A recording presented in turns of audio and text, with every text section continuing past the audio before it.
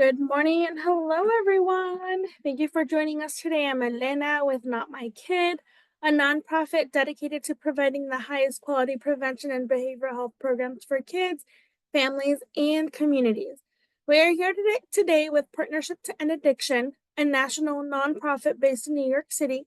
Partnership's mission is to transform how our nation addresses addiction by empowering families, advancing effective care, shaping public policy, and changing culture.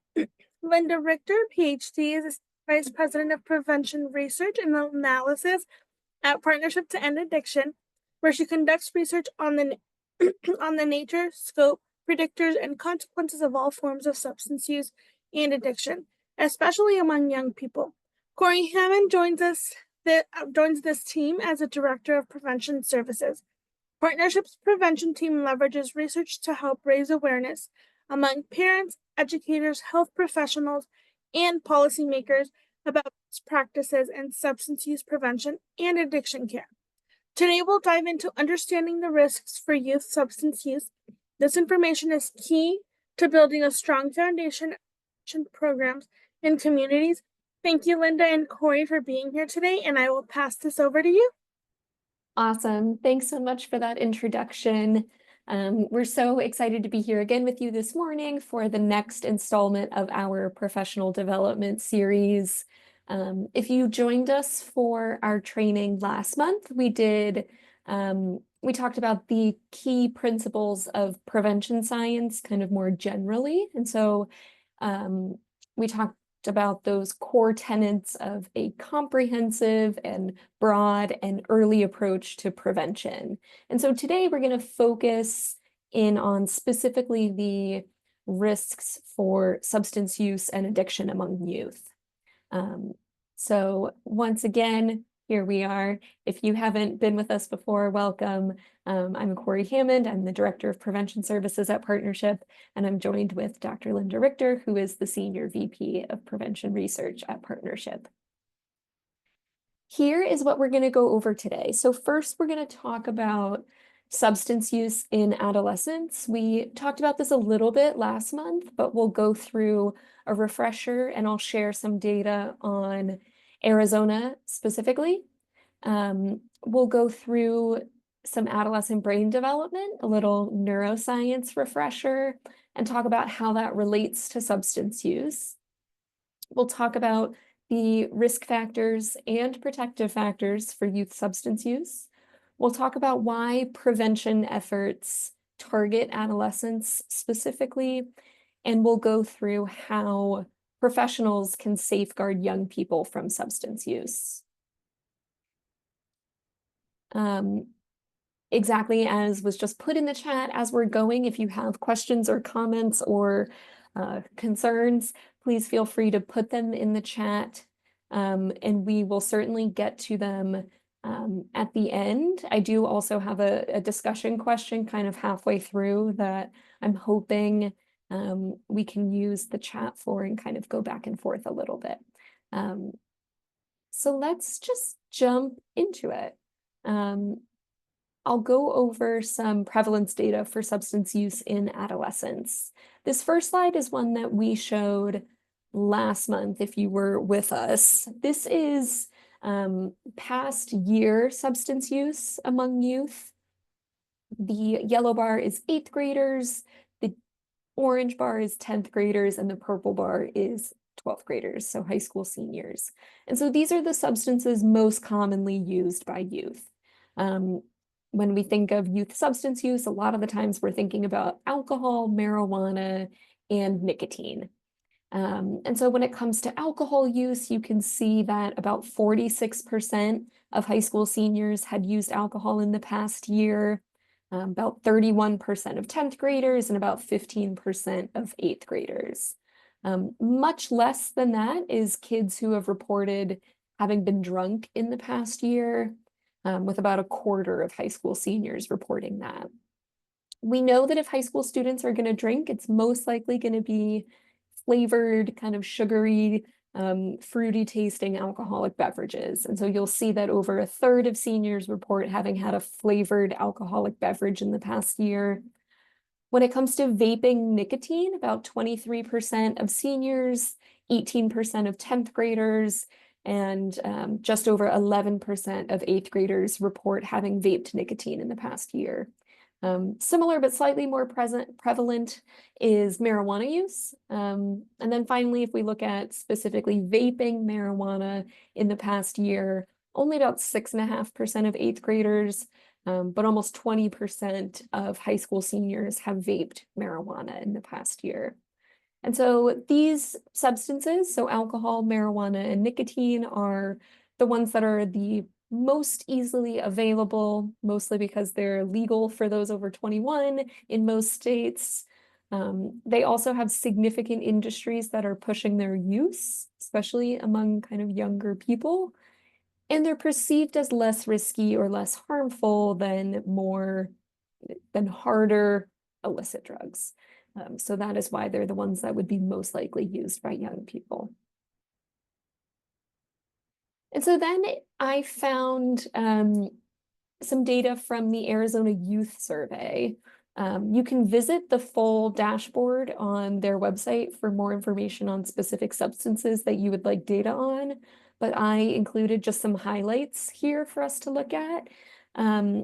This is specifically for Maricopa County.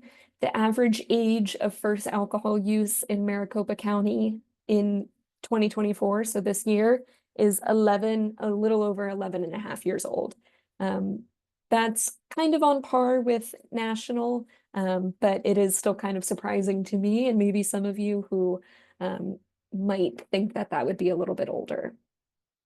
About 42.3% of seniors in Maricopa County have ever used alcohol, and that's lower than the national average. Lifetime alcohol use for 12th graders nationally in 2023 was almost 53%, so that is much lower than the national average.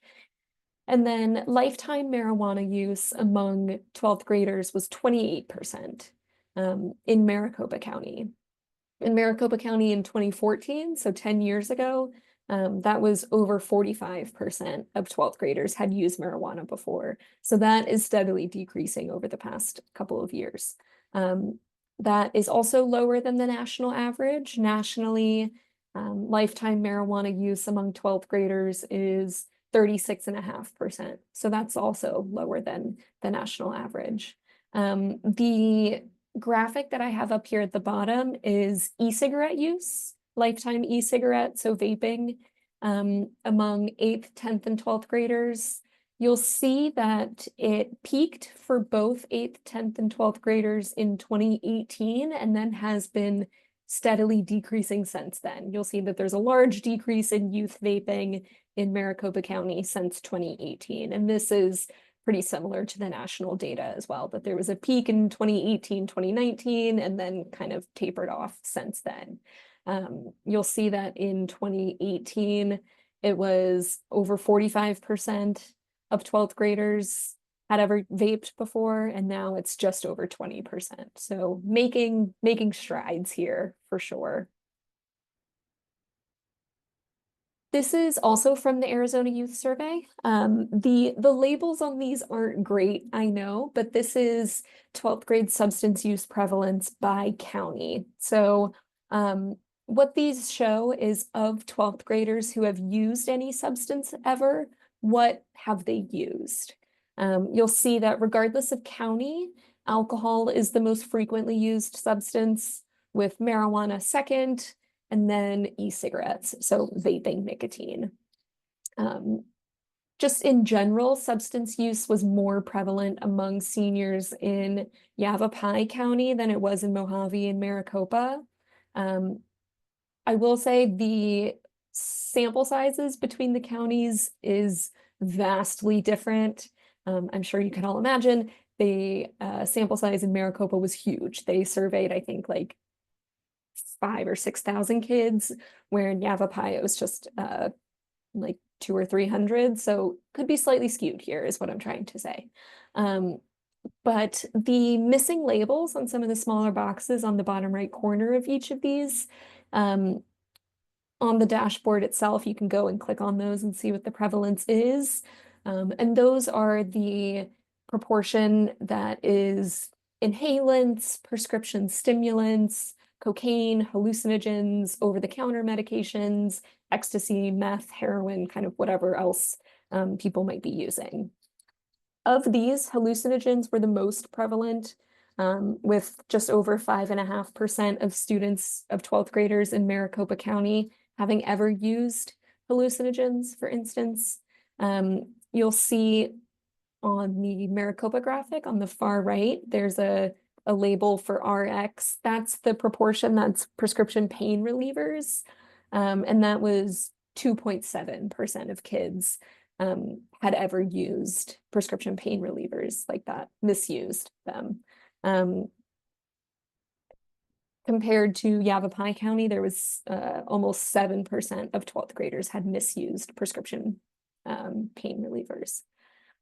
So just kind of paints a picture of, you know, while we're certainly concerned about prescription pain relievers being misused and we're concerned about ecstasy and cocaine and all of these other things, they do make up a much, much smaller proportion of what kids are actually using compared to things like alcohol and marijuana.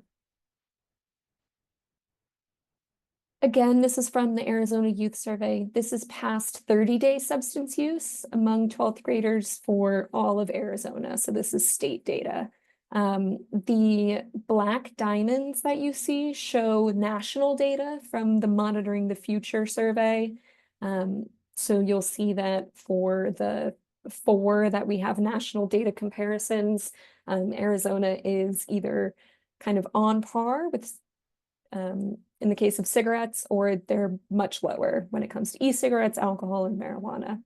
And you'll also see that it shows different time points. So we see 2020, 2022, and the most recent data from this year in red. And compared to 2020, past 30-day substance use for all of these substances has decreased. So again, you know, good news, like there's progress being made when it comes to the amount of young people that are using substances frequently.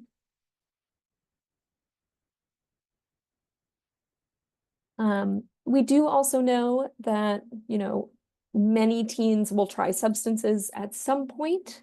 A much smaller proportion will go on to meet diagnostic criteria for a substance use disorder or addiction. Nationally, about 8.5% of teens met the criteria for having an addiction to a substance. And of those teens, less than 40% received any treatment for their substance use. So we know there's a big gap in the treatment seeking there. We've shown this slide before, but it's one that we really like to emphasize whenever we can. You know, we're trying to normalize non-use, and we're trying to hammer home the importance of normalizing non-use among young people. Because as all of the data that we've shown illustrates, the majority of young people are not using substances, and the majority of them are not using substances frequently. So as of last year, 70% of 8th graders, 54% of 10th graders, and almost 40% of 12th graders were lifetime abstainers. So they had never used alcohol, marijuana, or nicotine, and reported rates of abstaining are increasing. This graph shows between 2018 and last year, and you'll see that the trend in abstaining is that it is on the up and up. And so when it comes to youth-facing prevention messages, we're trying to frame things positively. We know that that's more effective than framing things in a negative light. So we want to make these healthy behaviors and these healthy decisions the norm, you know, because a lot of kids are under the misconception that everyone is doing it, but we know that that is not the case. And hasn't been the case for a long time. So this increase in non-use is not a new phenomenon. The previous graph only went back to 2018, but in this one, we can see that this one goes back to 1976. Non-use has steadily increased since then. The purple line is past month non-use, and the green line is lifetime non-use, which both are increasing year after year. And so this brings me to my first discussion question, which if you're able to type in the chat, we would love to hear what you think. So I was in a recent HIDTA conference, so the High Impact Drug Trafficking Administration, I think that's the A. And they talked about a social norms campaign in middle school. They had posters everywhere that showed the results of their survey that they did of the middle school kids, where 90% of the school had not ever used substances before. And so they just saturated the school with this information.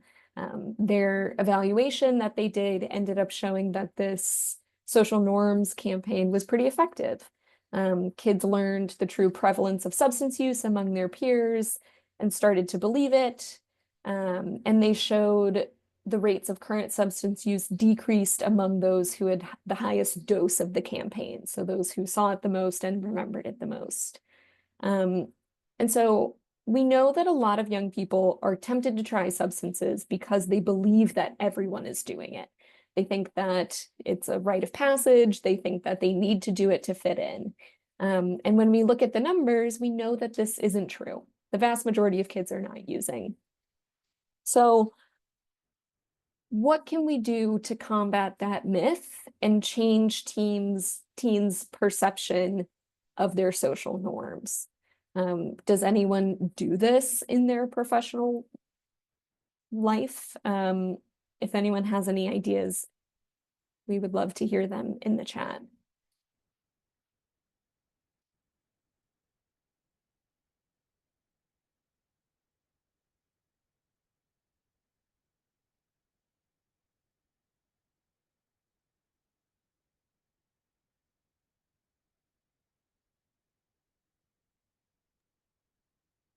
While you're all thinking, I'm going to throw something in there to kind of devil's advocate here.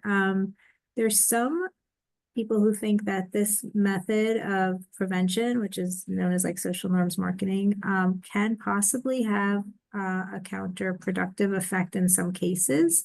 So it's just good to be aware of that. So if you have a kid who has no intention of using and isn't interested at all, and then they see, oh, only 10% of kids your age are drinking or whatever, then all of a sudden they're feeling like they're behind and not normal, and that maybe they should kick it up a notch and be like the other 10%. So there is like a slight possible negative consequence of this, but overall it's typically a pretty effective intervention. Okay, we have something from Danielle while I was stalling. Yeah. Danielle says, having open, honest conversations with youth from an early age and providing them with statistics. Yeah, that's a great idea. Just this idea that we can trust young people with the true facts of what's going on. Having relatable and young speakers to speak about non-use so that they can see themselves in the speaker. Sure, definitely.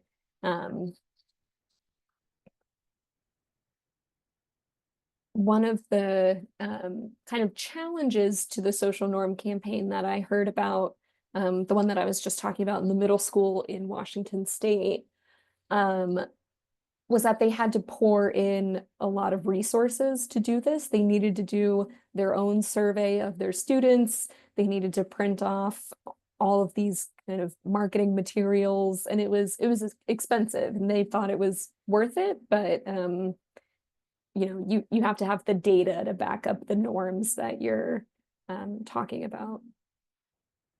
Allison says, help them zoom out. Like what they see on TikTok is not always the norm. Yes, exactly. Have conversations when consuming media, such as movies, shows, social media, let them know in real time that these behaviors aren't the social norm. Absolutely. That's a really great suggestion.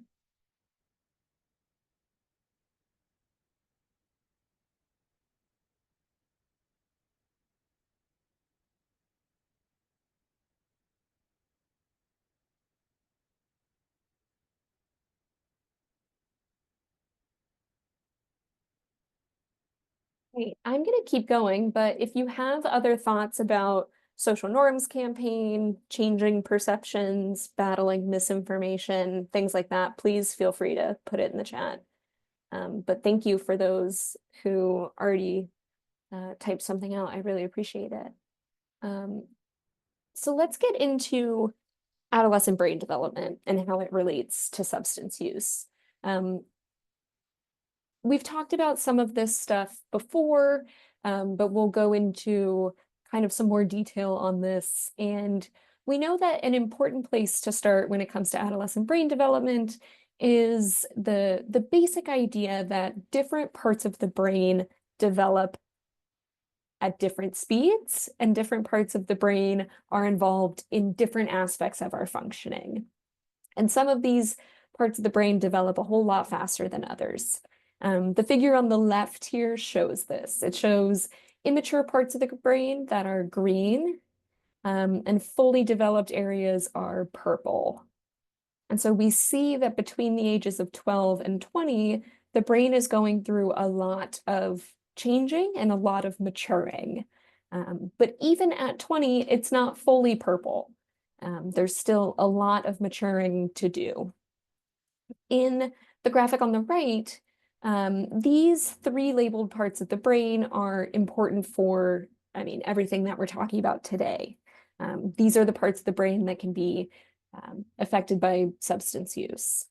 The basal ganglia and the amygdala are involved in what's called our limbic system, which helps to signal for things that we need to survive as a species. So things like hunger, thirst, taking care of offspring, sex for procreating, our most primal instincts. And then the prefrontal cortex, so this front part here, is our self-control center. It's the personality center of the brain. It really helps us think clearly and solve problems. And so adolescents are especially vulnerable is because these parts of the brain mature at different rates. So the limbic system is fully functioning once you're a teenager, but that prefrontal cortex is not yet fully developed. And so you'll often hear that common metaphor of all gas, no brakes, which is alluding to the fact that teenagers might have a tendency to be risk-taking and, slightly out of control without thoughts for consequences. It's not a totally fair way of looking at it. It is a much more nuanced truth than just that. We know that risk-taking behavior doesn't disappear once you are fully matured in your late 20s. And we also know that there's still certainly a lot of teenagers who are not risk-taking and are not impulsive in the way that we've been led to believe. But it is definitely a time when young people are most likely to encounter risky situations for the very first time, and they may not have the capabilities to respond in a healthy, measured way.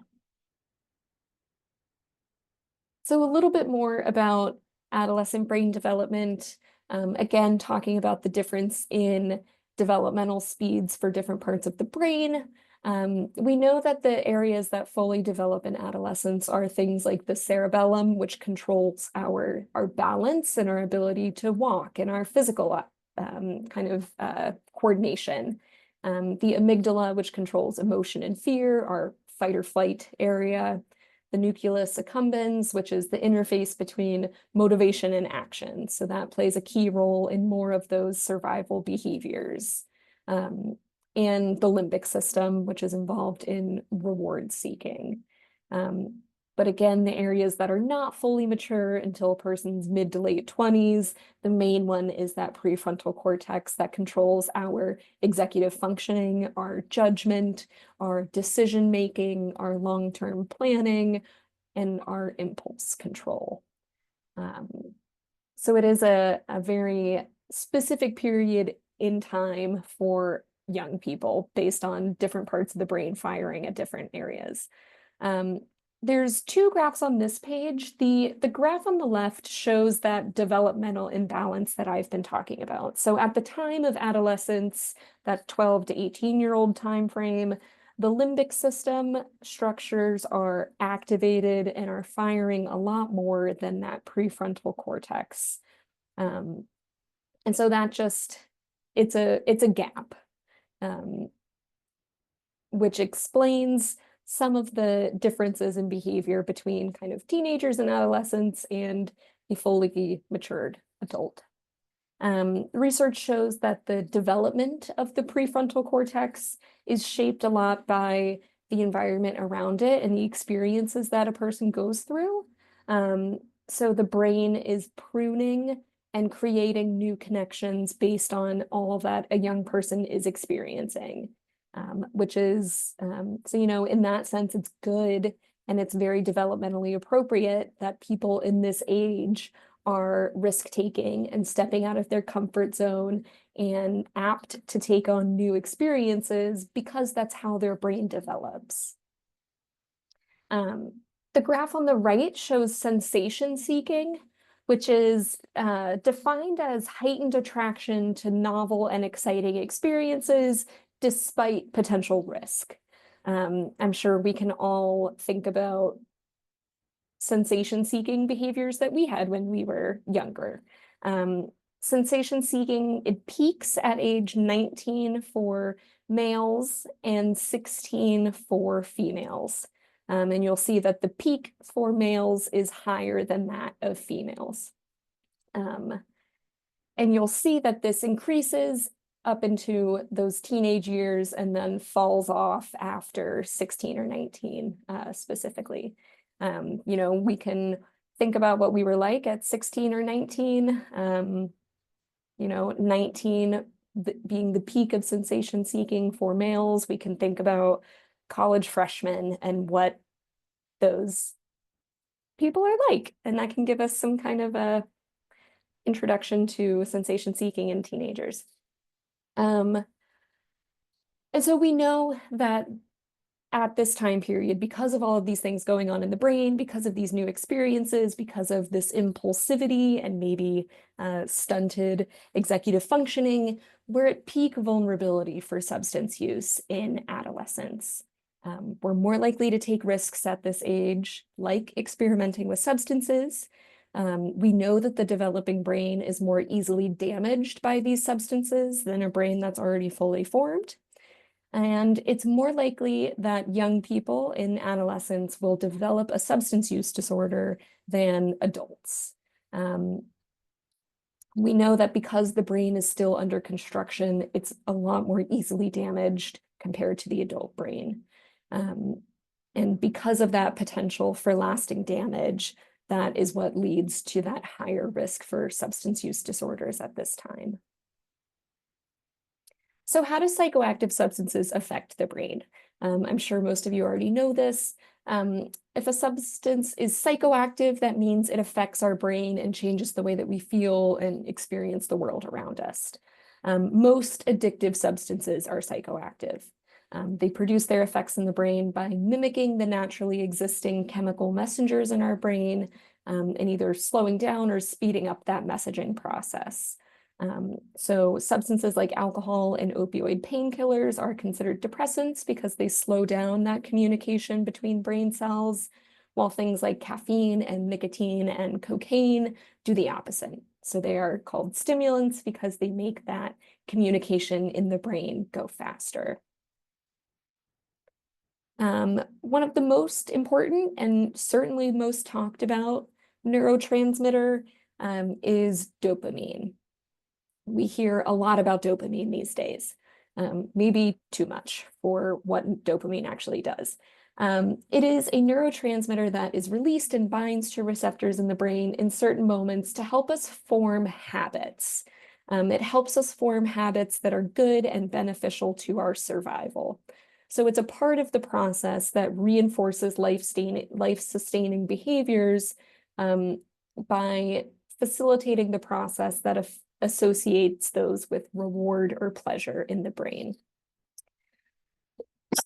So it helps us to form these habits, healthy habits or unhealthy habits, by facilitating those neuronal connections, making it easier and more desirable to repeat those rewarding activities. So it reinforces life-sustaining behaviors like eating, drinking, and sex by helping us to get that feeling of reward or pleasure when we do those things. Drugs and alcohol, unfortunately, also signal dopamine to be released, and they signal it at a much higher intensity than our kind of usual day-to-day behaviors. When the brain is flooded with too much dopamine, it will reduce its sensitivity to dopamine to try to bring everything back into homeostasis or balance. And so because of this reduced sensitivity, it then takes more of the stimulus, in some cases a substance, to produce that same pleasurable, healthy feeling effect. And so this is called tolerance. As tolerance builds up and sensitivity decreases, someone might get to the point where the substance doesn't even create any type of pleasurable response anymore, and the substance is required just to make them feel normal and functioning. And so feeling sick without it, we know that to be called withdrawal. And so some more of this homeostasis idea, we can think of it like a seesaw. The brain wants to stay balanced. When something throws off that homeostasis, the brain will work to try to bring itself back to level.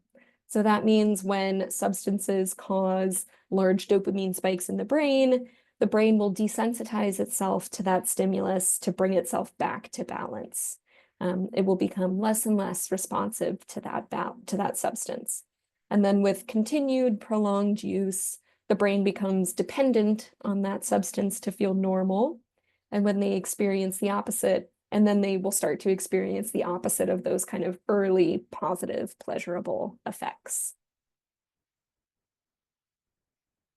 And so other effects of substances on the teen brain.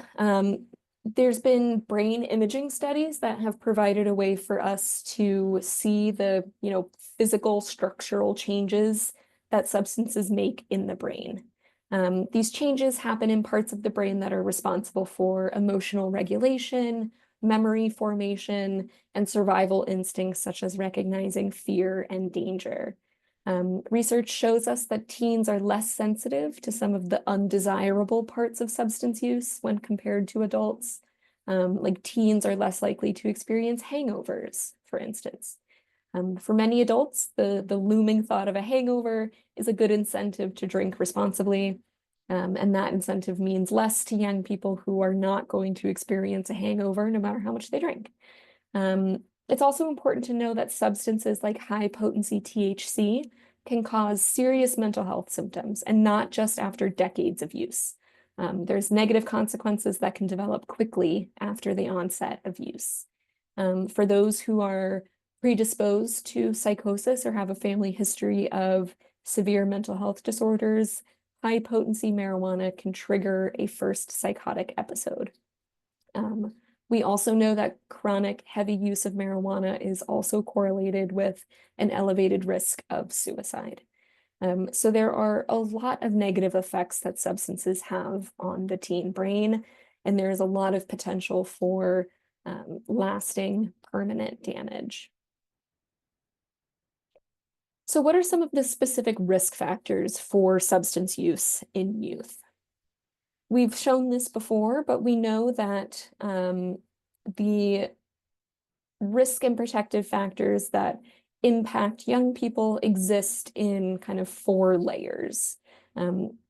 There's the most individual layer, which would be things like our genetics, our demographics, just everything about us as an individual.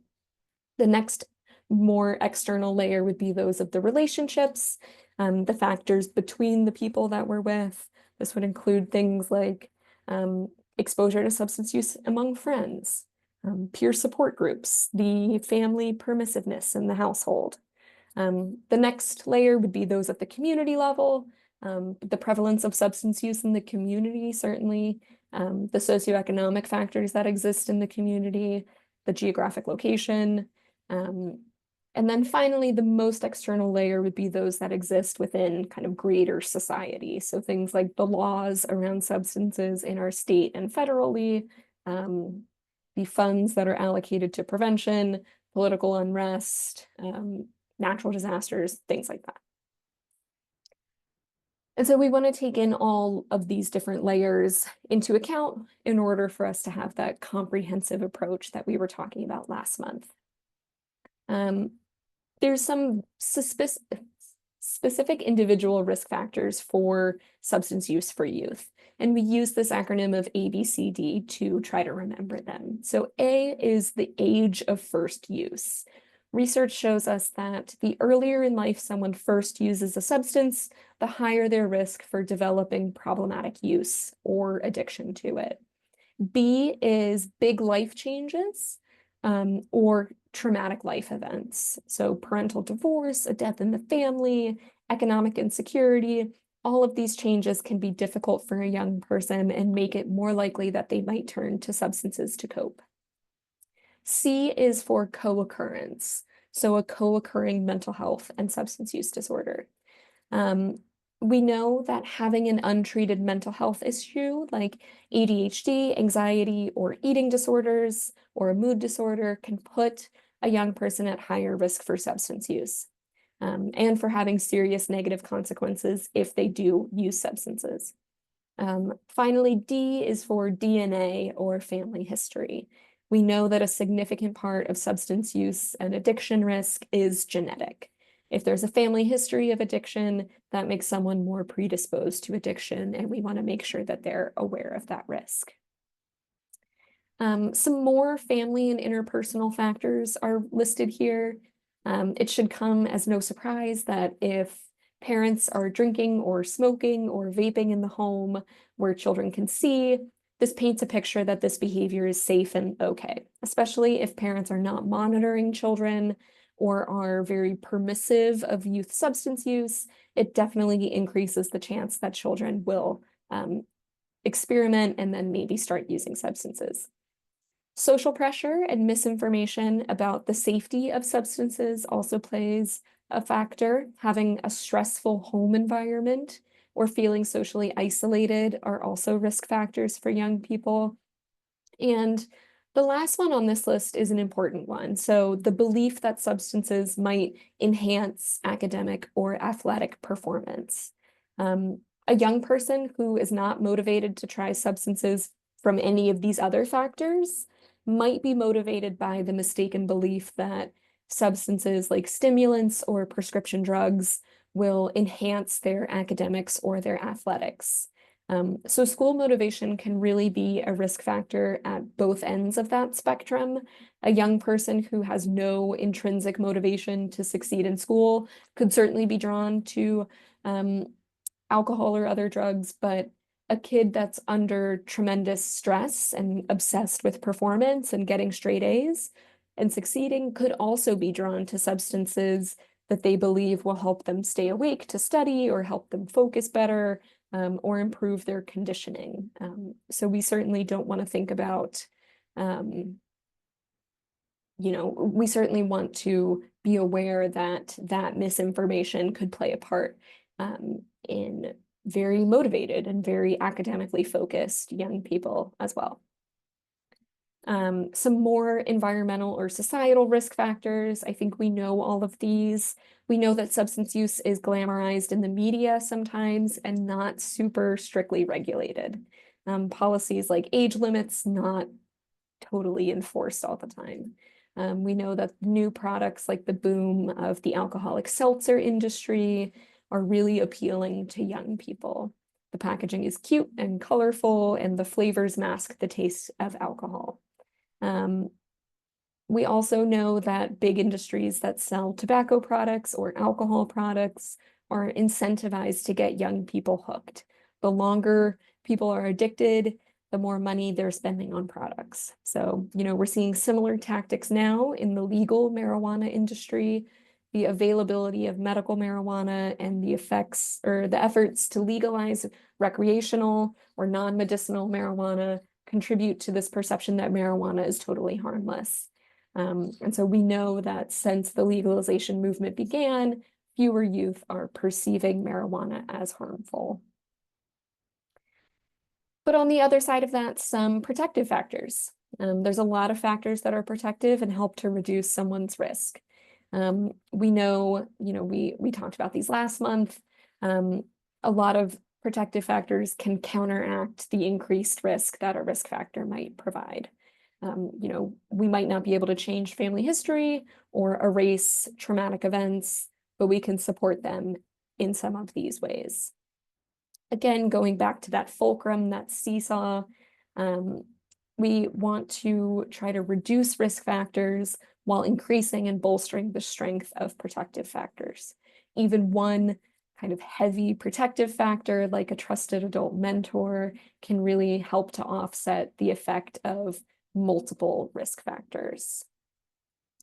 And then again, it's so important to keep coming back to this idea of mental health challenges being a risk factor for substance use. Self-medicating, if a child is struggling with negative emotions or wanting to ease untreated symptoms, they might be tempted to self-medicate with nicotine, alcohol, or other drugs. For kids who are very anxious or very self-conscious, alcohol provides an opportunity to escape from those feelings for a short time. And so it's a risky, dangerous escape that can make all of those feelings worse in the long run, but that's not so obvious in the short term. And if we think back to that brain development, we know that the area that is focused on long-term planning is not fully formed in teenagers. We know that 30 to 45% of adolescents and young people with mental health disorders have a co-occurring substance use disorder.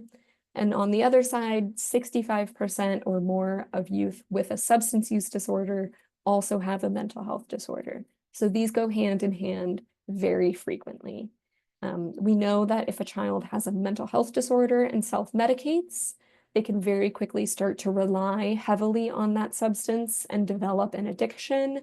And then vice versa, using a substance can trigger or exacerbate a pre-existing mental health condition. So we need to be acutely aware of this relationship.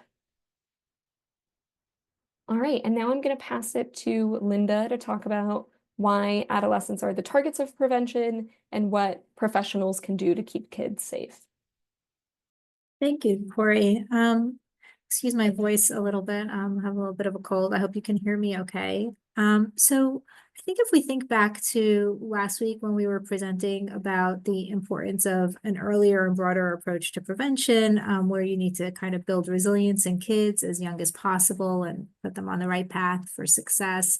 We really did emphasize the importance of starting prevention early, but still, nonetheless, adolescents are the main target of most prevention efforts. So we kind of want to keep that in your heads as well, that you kind of have to start prevention very young. But there is something to the focus on adolescence, and that's because there's something very specific about this developmental stage that is important. And Corey definitely touched on this before.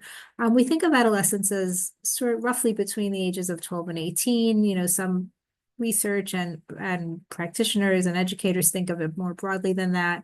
But essentially, it's a period of very intense and transformative brain development, as Corey described. It's a time when kids are figuring out who they are, looking for their identities. They often take risks, which is actually quite adaptive and evolutionarily appropriate because that allows them to encounter new experiences and learn from those experiences in ways that can help prepare them for adulthood and all the challenges that adulthood brings, including the failures and the mistakes that they make. That is all part of the growth process. So it's really a wonderful period of life, often denigrated, but it's actually quite amazing. And this process of sort of taking risks and trying new things is really useful. But at the same time, as Corey described, the adolescent brain is not really at the stage where it's fully equipped to kind of control and rein in the harmful behaviors that can really harm a young person as they're taking these risks. So we know that the parts of the brain that are in charge of critical thinking and risk management develop more slowly than the sort of pleasure-seeking or sensation-seeking parts of the brain. And substances, alcohol, nicotine, other drugs, taken during this time can really cause significant changes in the developing brain. Some of these could be permanent, and many of these changes put a young person at higher risk of developing addiction. So this is really the time period where someone is both most likely to try to take the kind of risks that might have them initiate or start using substances. And it's also, unfortunately, the same time of life when using those substances can cause the most damage and the most lasting damage. So that's why we do tend to focus hard on this stage of development. That is to say that prior to adolescence, we really want to do as much as we can to build up those strengths and those resilience factors that we talked about, so that when the young person enters adolescence and is facing these really intense moments, they will be better equipped to handle them. So on the next slide, what you'll see is really the data that supports this really strongly. It really illustrates how important the age of starting or age of onset is when it comes to substance use risk. We see here that for individuals who first use substances before the age of 18, they have about a 1 in 4 chance of developing addiction, whereas those who start after age 21, preferably later even, their odds drop to about 1 in 25 chance of developing addiction. So it's really a very powerful finding. It's consistent. It's obviously not true for every individual child, but on the whole, this is the pattern. And what it shows is that just delaying the initiation or start of substance use by a few years can really have a massive impact on a young person's life. And that's why we regularly show the next slide, these graphs. So basically what we see here are 2 graphs broken out by different substances. The one on the left is alcohol, and the one on the right is marijuana. And what it's showing is that for those who first tried the substance at age 12 or younger, their odds of developing the substance use disorder, so on the left, an alcohol use disorder, on the right, a marijuana use disorder, increases quite dramatically. So the younger you start using, the higher the likelihood of developing a substance use disorder or addiction to that substance. And the effect is even more pronounced for marijuana, as you could see on the right, but you would see this very similar graph, whether you're looking at alcohol or marijuana or other substances, nicotine, or really any kind of drug. It's one of the most consistent findings in the research. The earlier a young person starts using a substance, the higher the risk of developing an addiction to that substance and to others. So that is really why our message is always to try and delay as long as possible the initiation of substance use. So what can we do to, help young people? So if you think back, we really want to talk about, again, this notion of delay, because the odds of developing a substance use disorder decrease so significantly the longer somebody waits to try them. So we know that the majority of young people are not using substances frequently, but the majority of people will end up using some sort of substance in their life. So the longer that we can delay and wait for the brain to develop more fully, the lower the risk will be to them. And even just delaying by a year or two can have a significant impact on brain development. That's why during COVID, with all the bad news, there was like a little silver lining in that we saw significant drops in kids starting to use substances that year, mostly because they were constrained and not around their friends and they were living at home. And one thing that we're starting to see, hopefully down the line, we will see is just that delay by a year or two for some of those kids and starting could really have a positive impact down the line on that cohort's risk for addiction. We don't know that yet, but all the evidence would point to that for those who did delay their substance use. So we want to really start prevention efforts early. We want to offer comprehensive and health-based programming that is always age appropriate. And we know that schools are really well situated to do this. So we want all our prevention programs to target all the levels of risk and protection: individual, family, interpersonal, environmental, social factors that Corey reviewed earlier. And we know that the prevention tools and programming that we use should always be based on the research evidence, not just anecdote or instinct. And we really want to address all the issues that relate to a young person's risk for substance use and their use of substances as a matter of health and not primarily one of discipline or morality or criminal justice or punishment. So you'll hear us talk a lot about this health versus punitive approach to youth substance use and addiction. So again, for the school, it's such a great place to actually do a lot of the education and informing that is so important for young people.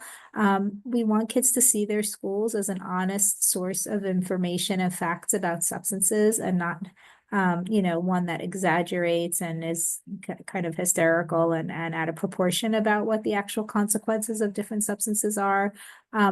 We need young people to really trust the information that they get, so that they're more likely to kind of go to a teacher or a school counselor or a coach or someone in a trusted adult within the school system than they are to turn to, let's say, social media or TikTok to learn their facts. Not that there isn't some reliable information out there, but it's much more difficult to discern its reliability.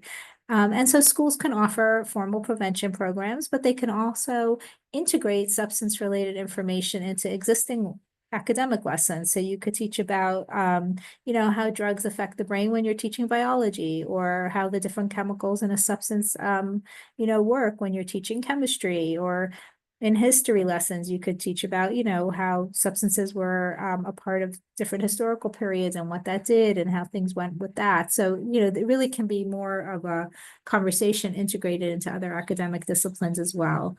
And what's really critical is for schools to extend their prevention messaging to parents and caregivers in the community, and not just keep all the information for the kids. It's super important to set and communicate clear expectations and policies. So in the ideal world, the scientists and clinicians would have a stronger voice when it comes to policy. And that way we would really have like a nice bubble around our children, so that they're not exposed to all these substances and all the, incentives to use them. But that's not the case. So what we can do is really do our best to frame this in a way that might appeal to them. So things like prevention saves money and prevention work is necessary for academic achievement and productivity. We really want to advocate for policies that will support students' health and safety. And these policies to the students and families should be clearly communicated to the entire school community, and should be consistently and fairly implemented across the population. So we don't want to see cases where some kids are called out for their substance use more than others, or punished more heavily, or disciplined more severely. We really want to ensure that everyone is aware of the policies, and that those policies are implemented equitably. It's really important to reduce the relative appeal of substance use, and the word relative is important there. So substance use is appealing to kids. That's just the fact. It's appealing to adults. That's why it's so popular.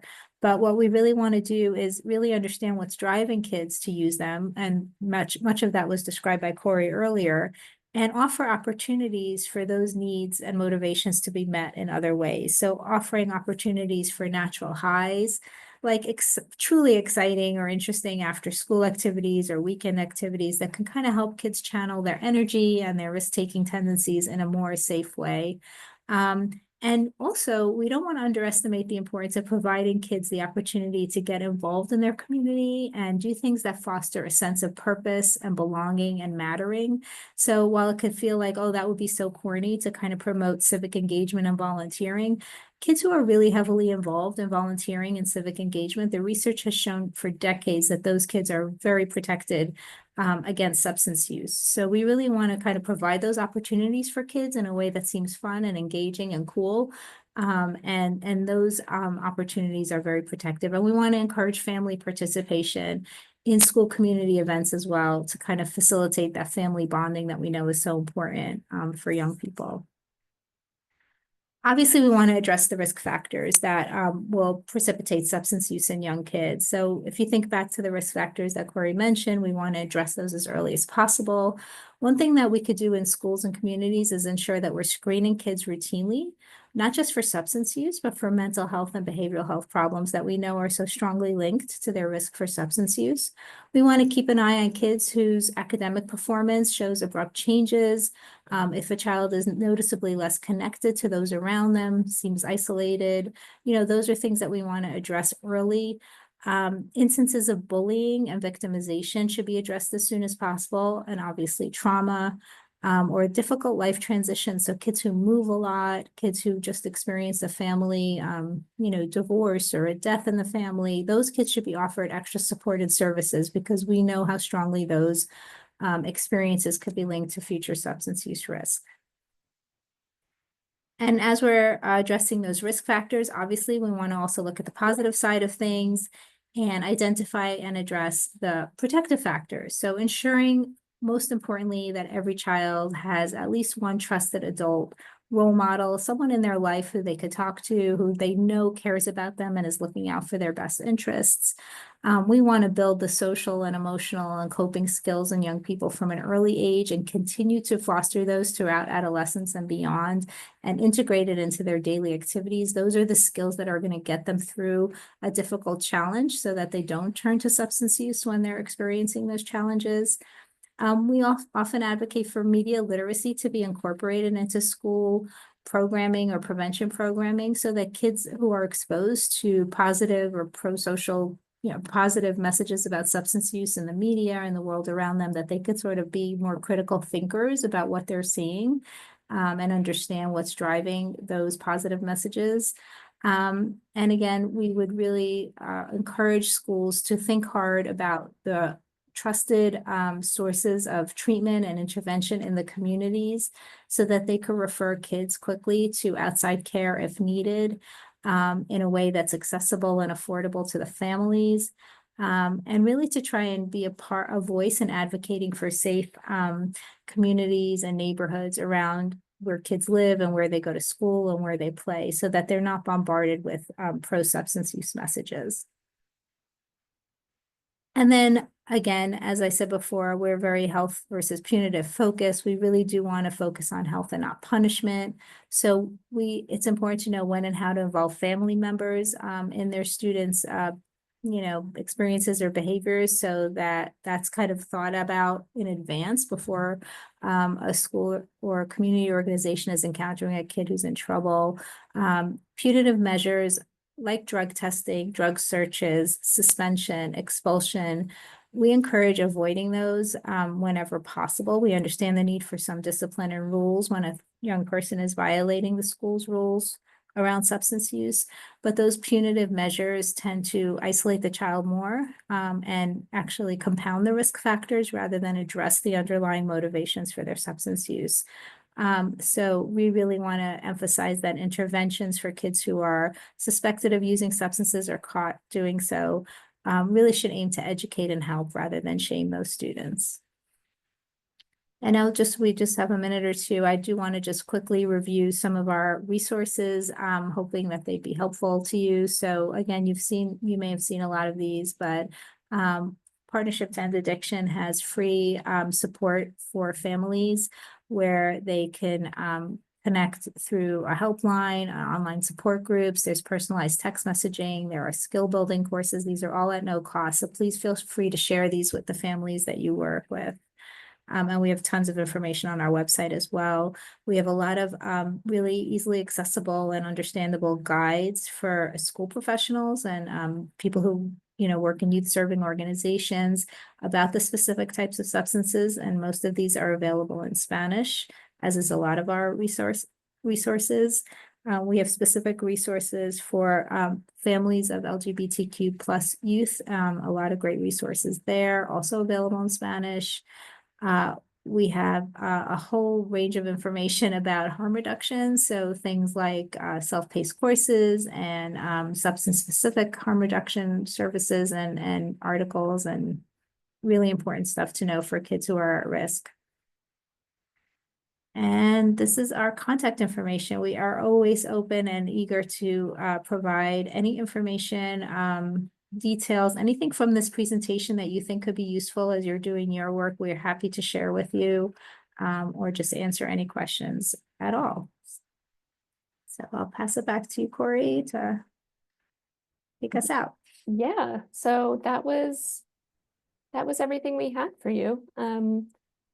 Thanks so much for being with us. I don't know if there's any questions for us. I know we only have a minute or so, but thank you so much for being with us this morning.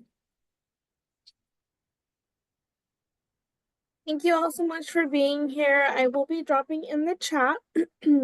If you want to recommend these webinars to anyone or want anybody else to sign up, I will be dropping that in the chat. So you can share with your friends, coworkers, anybody who might be interested or would benefit from participating. Please let us know if you have any other questions and reach out to Not My Kid. And we'll be here if you have any questions. Thank you so much.